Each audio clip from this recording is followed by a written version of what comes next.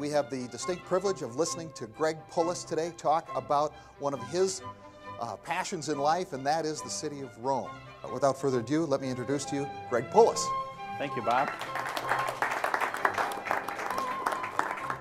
My first passion is history. I can't get enough of history. And so the first thing about these churches that bowled me over is the history in them. They go back, each one of them's got a history that goes back 1,800 years almost. I first went to Rome, I think it was 1998.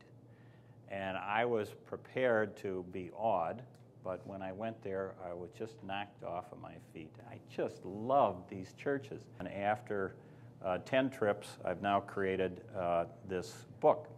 And so the way this book is organized is it's 60 churches, and there's a story, a little chapter for each church, and then those are organized into like 11 walks.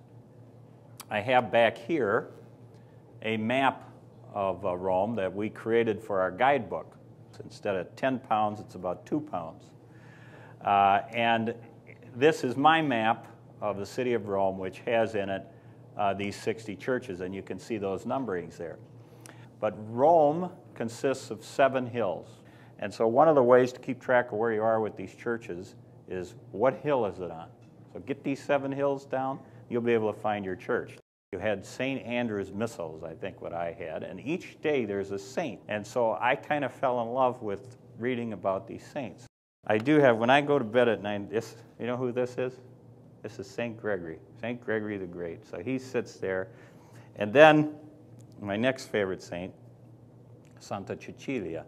And this is a little statue I bought at St. Cecilia's in Rome. And so those two people sit over me and protect me at night, in case anybody wanted to get at me. And so these saints, we have saints, and there's how many St. Cecilias? There's probably 1,000 of them in America. Well, guess what? They got the one where she was, martyred, and where she now is buried. So these saints just, they're right there with you. The third thing I wasn't prepared for were the mosaics of Rome. Now, I have come to believe that mosaics are the best medium in art because they are so unique, and they're unlike a photograph. They are made of these little stones, these little tesserae. And so I fell in love with mosaics, and there is no collection of mosaics like the collection that you have in Rome, and that floored me. And the fourth passion I had that I've developed is Renaissance and Baroque masterpieces. To be able to actually, in a church, go over and touch a statue made by Raphael. I mean, to touch it, it's just, you can get so close to so many masterpieces that it just is unbelievable. So those are my 4 passions. That's what I'm going to try to take you through today. Rome began for the history of these churches in 312. First guy, Constantine. Second, the Goths. Third, the Byzantines. Fourth, the Franks, Charlemagne. Fifth, the Dark Ages. And sixth, Romanesque revival.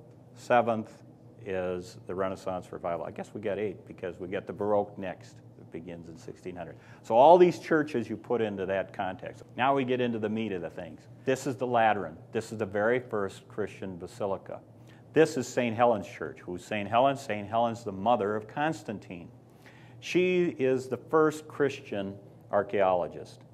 So it's really to her that we owe the Church of the Holy Sepulchre. How did she find the true cross? They excavated Golgotha and found 3 crosses. Now they didn't know, well, which one's the true cross? Well, they came up with an idea. They found a funeral cortege going by. They found a dead gentleman, young man. They took the 3 crosses, tried one out, nothing. Tried another one out, nothing. Tried the third one, and the man rose. And that was the true cross. Well, that's the story. This is from San Lorenzo fuori la Mura. This is the frieze above that front door. And this, of course, is the Agnus Dei. Every time I went to Rome, more of the mosaic pieces were missing. And it was my single most significant inspiration to photograph the churches of Rome, is because I felt, holy cow, this is going to all fall apart.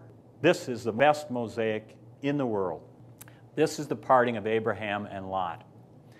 And this was done in either the 4th century or the 5th century when the Romans were still making mosaics. But this is a fabulous classical mosaic in the classical tradition of full-bodied people, each individually modeled. But you can see 50 of these. They're just magnificent. So now I'm going to take you to the masterpieces. Caravaggio. This is called The Pilgrims.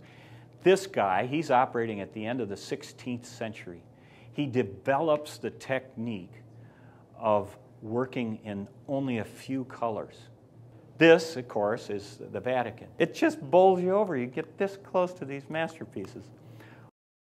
Greg, what's your greatest hope on the travel guide? You get a snapshot of the history, you get a snapshot of the art, you get a snapshot of the saints from my particular nerdy way, which I think everybody should think this way, which I hope it is a really good way that you can learn a shortcut to what is in these churches before you go there and get a lot out of it. It's a fabulous, fabulous place.